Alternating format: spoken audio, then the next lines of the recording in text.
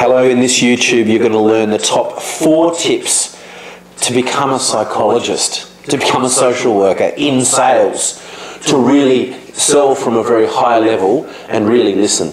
Okay? In the last video we spoke about the attributes of a salesperson. And in the attributes of the salesperson was the ability to be a top listener. So what does it mean to be a top listener? Well, point number 1, know that you listen to yourself more than anyone else. We have an internal dialogue. Anthony Robbins calls it one thing, other people call it something else. The monkey, the chitter, internal dialogue, this internal conversation you're having with it yourself right now, wondering whether or not this is going to be of value and whether or not I'm the real deal. Well, I come from a level of high-level sales success, and I've had a training company for 17 years, and I'm a multiple international award-winning sales speaker. Listen to yourself. Know your internal dialogue. Internal dialogue plays a huge part in what you can create. If you don't believe that you can be successful, you won't be successful.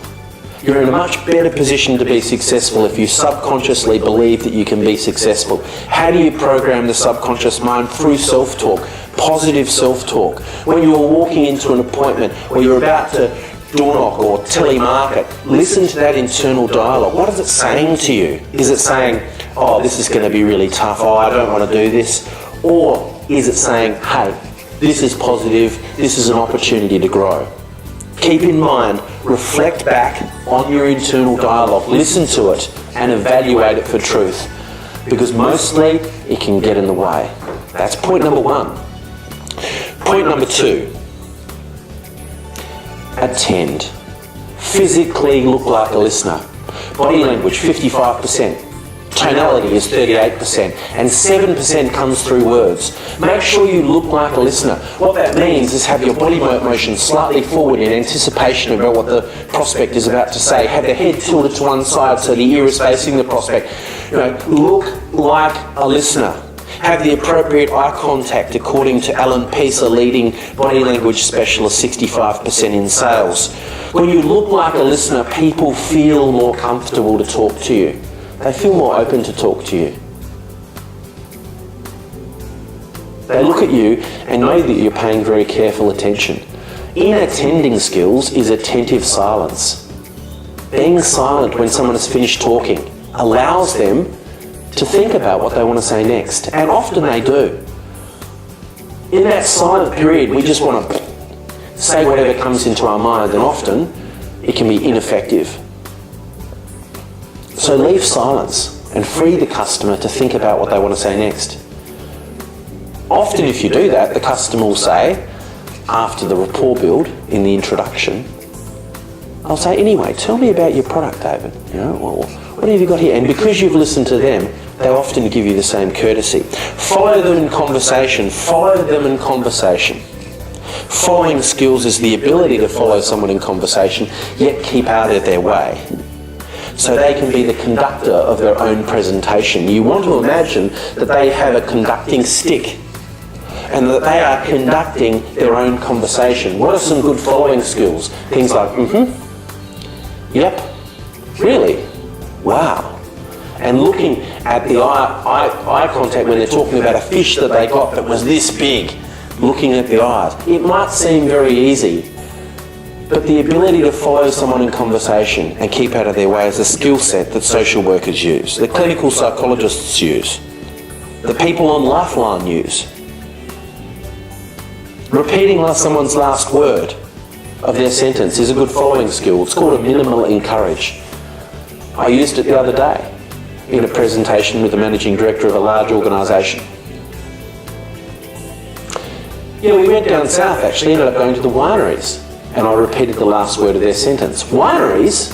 And they said, yeah, it was great, and off they went talking. If I said, which wineries did you go to? I'd be guiding the conversation with a question. Look, we want to do something, but we're on a budget. A budget. And off they go talking. A minimal encourage is very, very important to do, particularly in the introduction. Following skills is a very powerful skill to have.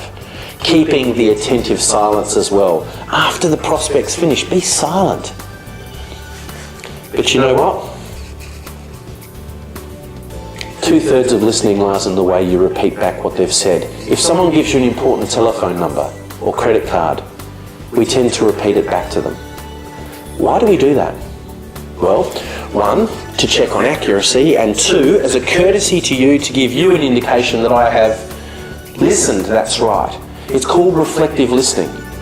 The ability to be able to reflect back what people are saying is so powerful. You like people that do this with you. You know, and some people say, oh, it feels awkward and phony. Of course it feels awkward and phony when you first start doing it. But the prospect doesn't realise that. They don't feel awkward and phony. Feeling awkward and phony, reflecting back other people's conversation, is part of the skill development process. You can either give up or keep on going. What are you going to do? You keep on going, you become a better listener.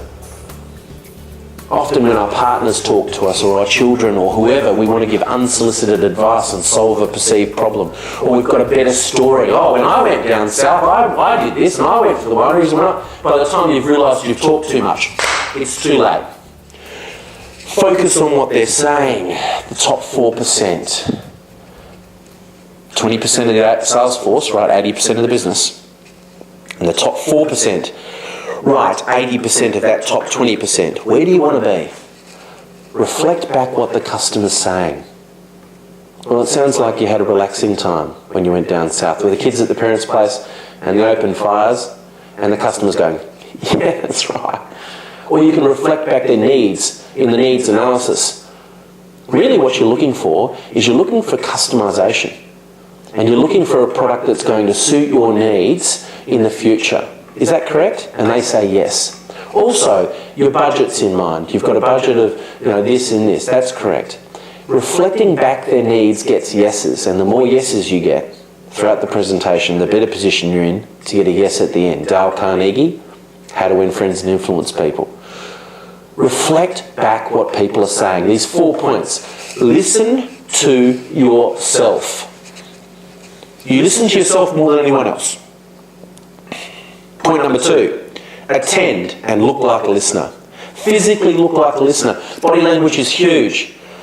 If you're not looking at the customer and you're twitching and you're in your own head and your internal dialogue's going, listen to the customer and look at them and lean forward, tilt the head to one side, follow them in conversation and keep out of their way is point number 3.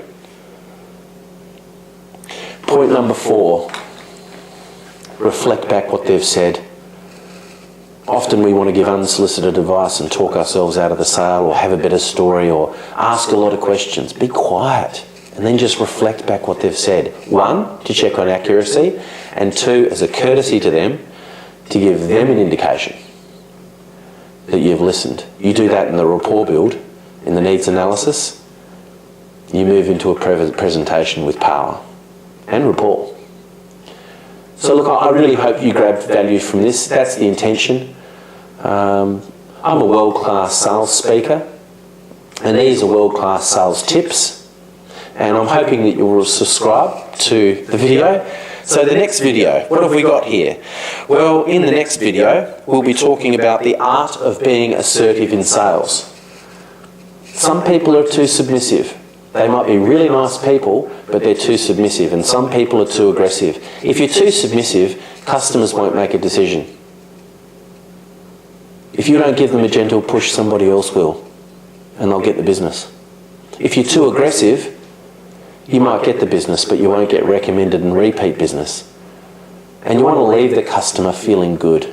Being assertive is the key. In the next YouTube, we're going to be talking about what top salespeople do, the top sales tips of what people do in being assertive.